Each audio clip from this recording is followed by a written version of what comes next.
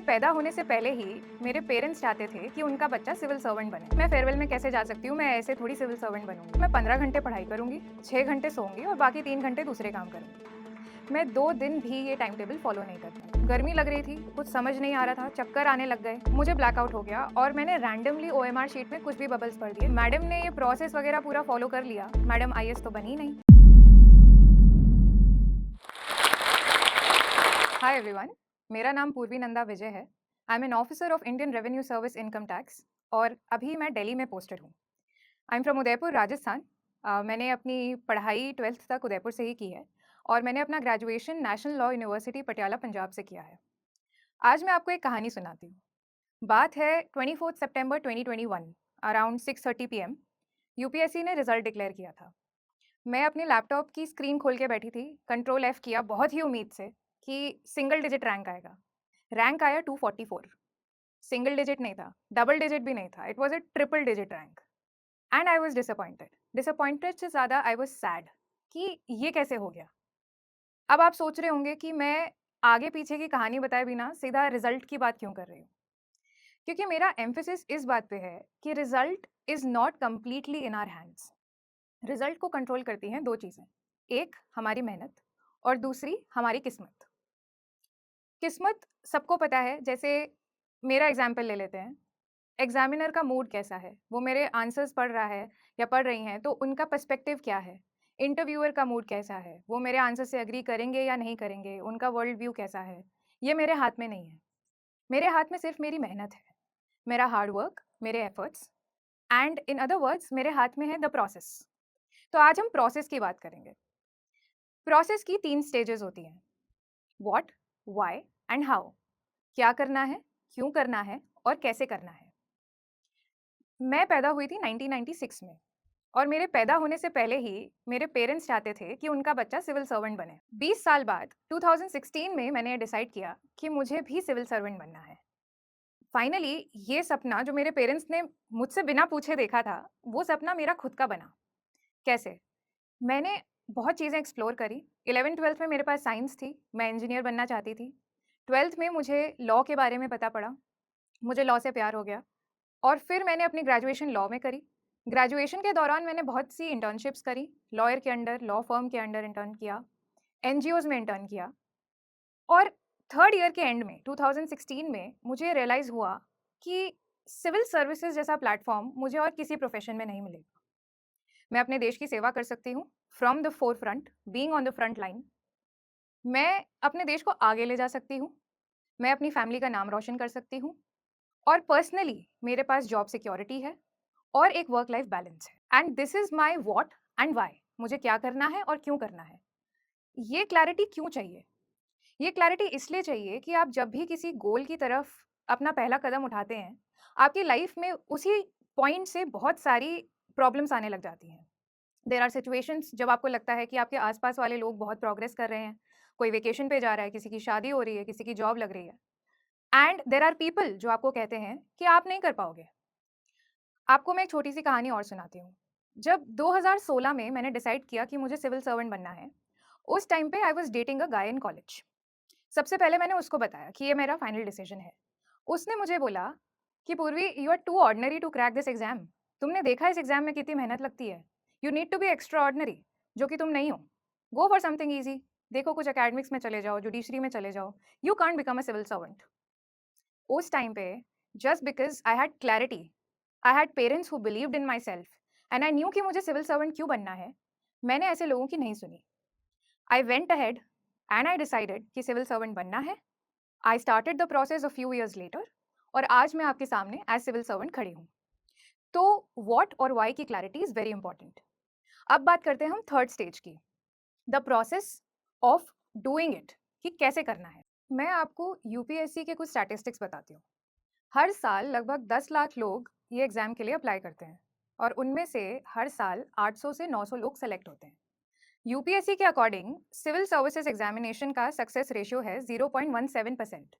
इसका मतलब 99.83% लोग सेलेक्ट ही नहीं होते। This makes UPSC civil services examination one of the toughest examinations of the world. अब जाहिर सी बात है, इतना टफ एग्जाम है तो मेहनत भी काफ़ी ज़्यादा लगेगी एंड यही मेरे साथ हुआ। कॉलेज के फाइनल ईयर में आई स्टार्टेड माय प्रिपरेशन।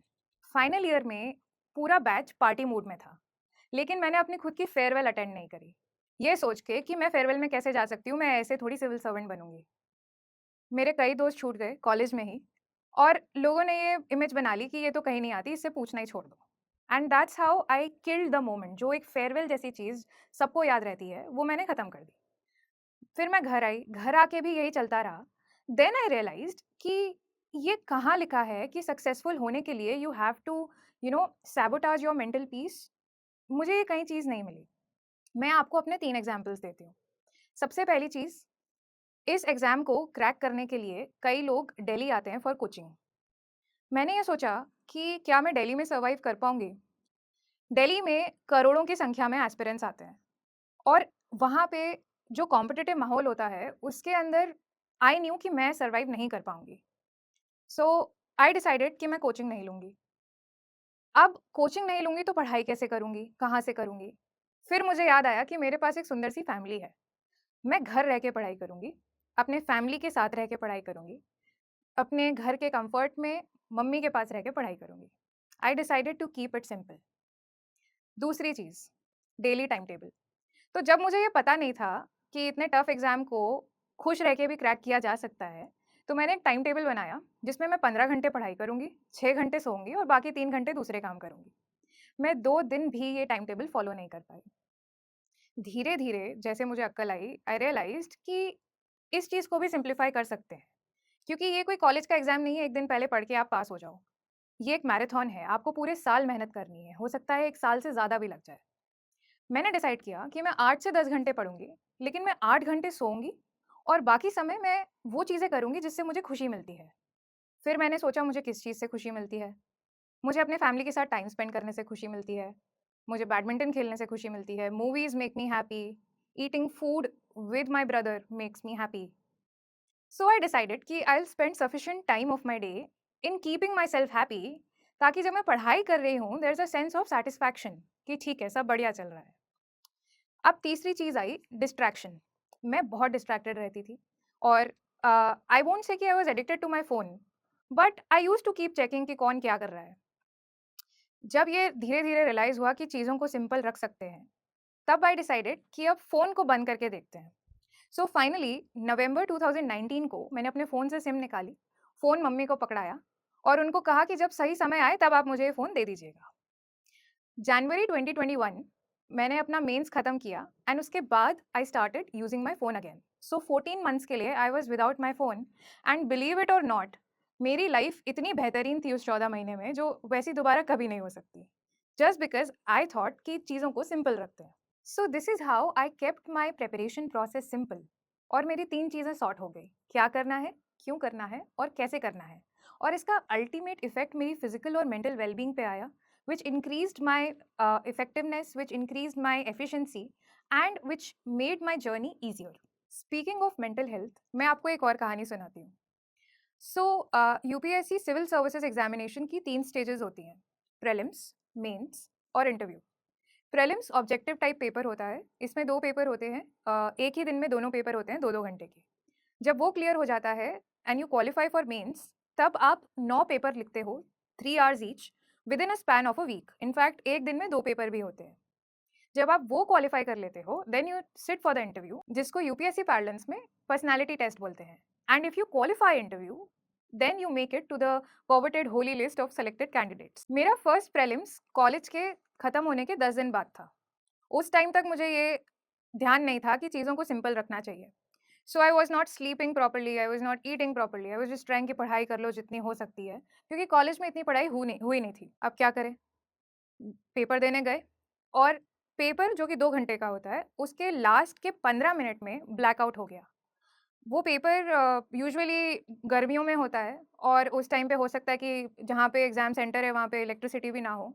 सो उस टाइम पे गर्मी लग रही थी, कुछ समझ नहीं आ रहा था, चक्कर आने लग गए, और क्वेश्चंस अटेम्प्ट करने थे सारे। मुझे ब्लैकआउट हो गया और मैंने रैंडमली ओएमआर शीट में कुछ भी बबल्स भर दिए just for the sake of completing the paper, and of course I did not clear that prelims. उस टाइम पे cut off was 98 and I scored 95 out of 200, and it's good that I did not clear prelims, क्योंकि उस incident से मुझे यही lesson सीखने को मिला कि never compromise on sleep and that is a major factor that told me कि Purvi you should keep things simple. So I feel that ये चीज़ काफ़ी लोग अवॉइड कर देते हैं कि सोना is equivalent to the fuel. जिस तरह से आप गाड़ी में तेल डाले बिना गाड़ी नहीं चला सकते, उसी तरह आप साउंड स्लीप के बिना अपने शरीर को नहीं चला सकते, अपने दिमाग को नहीं चला सकते। अपनी गलती से सीखने के बाद जब मैंने अपने सेकंड अटेम्प्ट के लिए प्रिपरेशन स्टार्ट करी, तो मैंने चीज़ों को सिंपल रखा, एडिक्वेट नींद ली और ज़ाहिर-सी बात है कि अल्टीमेटली वो चीज़ें काफ़ी स्मूथ हो गई। मेरा प्रीलिम्स बहुत अच्छे नंबर से क्लियर हुआ, मेरा मेंस भी बहुत स्मूथली गया और मेरा इंटरव्यू या फिर पर्सनैलिटी टेस्ट भी काफ़ी स्मूथली हुआ और अल्टीमेटली मेरा रैंक आया 244। मैं फैमिली के बारे में थोड़ी बात और करना चाहूँगी। लोग कहते हैं कि हमारी संगति का हम पे बहुत असर होता है और ये वाक़ई सच है। मेरी फैमिली मेरी एक टीम है जिसने ये पूरे प्रोसेस में उतनी ही मेहनत करी है जितनी मैंने करी है। मैंने सिर्फ़ पढ़ाई करी है, पर मुझे जो इमोशनल सपोर्ट की ज़रूरत थी, वो मेरी फैमिली ने मुझे दी है। स्पेशली मेरे पेरेंट्स और मेरे ब्रदर ने। Similarly after saying no to a lot of people मेरे कुछ 2-3 दोस्त बच गए थे। वो भी ऑन अ डेली बेसिस मुझे एनकरेज करते रहे। पर तीसरी चीज़ जो काफ़ी लोग भूल जाते हैं वो है रिलेशनशिप। जैसा कि आई टोल्ड यू कि I was dating a guy who told me कि Purvi you are too ordinary to crack this exam. जब मैंने कॉलेज में प्रिपरेशन स्टार्ट करी, तो उस इंसान ने मुझे एक चॉइस दी कि पूर्वी I don't want a wife with a transferable job. मुझे कोई ऐसी बीवी चाहिए जो मेरे परिवार का ध्यान रखे, जो मेरे परिवार के साथ रहे, उसके बाद अगर समय मिलता है तो अपना ध्यान रखे। It was a clear indication it's either my dreams और him. So of course on 8th दिसंबर 2018 मैंने भगवान का नाम लिया and I ended that relationship. It was a long term relationship, it was not easy to end it, but I knew कि अगर मैं उस इंसान के साथ साथ रह गई तो मैं आगे लाइफ में कभी प्रोग्रेस नहीं कर पाऊंगी। बट उस ब्रेकअप के बाद एक चीज़ ये हो गई कि मुझे रिलेशनशिप में कभी आने का मन ही नहीं हुआ। आई ऑलवेज़ फेल्ट कि सब लोग ऐसे ही होते हैं। मैं कभी आगे नहीं बढ़ पाऊँगी। सब लोग मुझे हमेशा पीछे खींचेंगे। सिर्फ़ परिवार और ये 2-4 दोस्त ही मेरे काम आएँगे। पर life has its own plans. 2021 में I met a college senior. वो उदयपुर आए थे घूमने एंड वी स्टार्टेड टॉकिंग। उस टाइम पे I was preparing for my interview. When he found out कि मैं प्रिपेयर कर रही हूँ, he offered his unconditional support. And he kept encouraging me. वो मुझे अपने इंटरव्यू के लिए करंट अफेयर्स के पॉइंटर्स भेजते थे। Whenever I used to feel demotivated, वो मुझे सपोर्ट करते थे। He used to send me quotes, he used to send me poetry and in every form he was there for me. And the best part about it was completely unconditional. And in this process I fell in love with him and today I am married to him. And आज भी हम एक दूसरे को unconditionally support करते हैं। So this is what I mean when I से कि ये नहीं है कि रिलेशनशिप्स आर बैड, बट ये ज़रूर इम्पॉर्टेंट है कि you should be in healthy relationships, चाहे वो फैमिली हो, फ्रेंड्स हो या फिर पार्टनर हो। So friends, this was my what, why and how. अब आप सोचेंगे कि मैडम ने ये प्रोसेस वगैरह पूरा फॉलो कर लिया, पर रिजल्ट तो उनका उनके मन मुताबिक आया ही नहीं, मैडम आईएएस तो बनी नहीं। दिस इज़ ट्रू, मुझे भी यही लगा था। बट कुछ दिनों बाद मुझे रियलाइज़ हुआ कि I have actually achieved what I wanted to achieve. मैं एक सिविल सर्वेंट हूँ, आई हैव जॉब सिक्योरिटी, मैं देश की सेवा कर रही हूँ, मेरा परिवार खुश है और most importantly I am financially independent.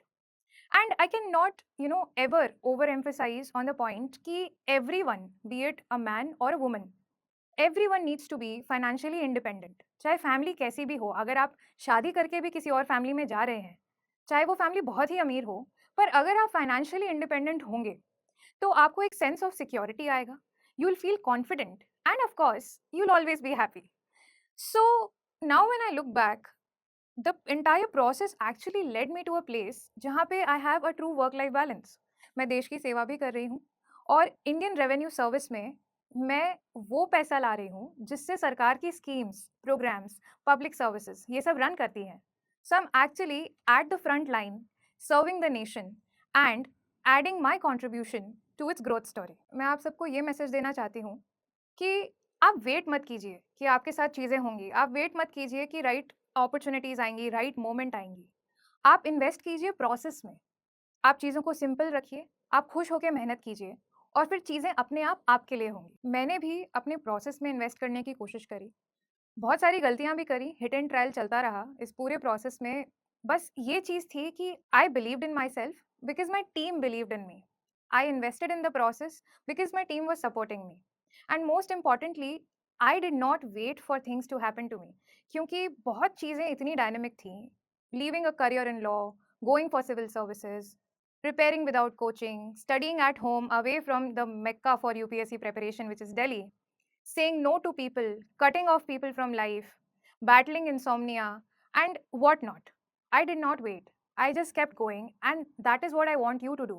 आप अपना गोल फिक्स कीजिए and you keep going and don't stop until you realize what you want to achieve. Thank you.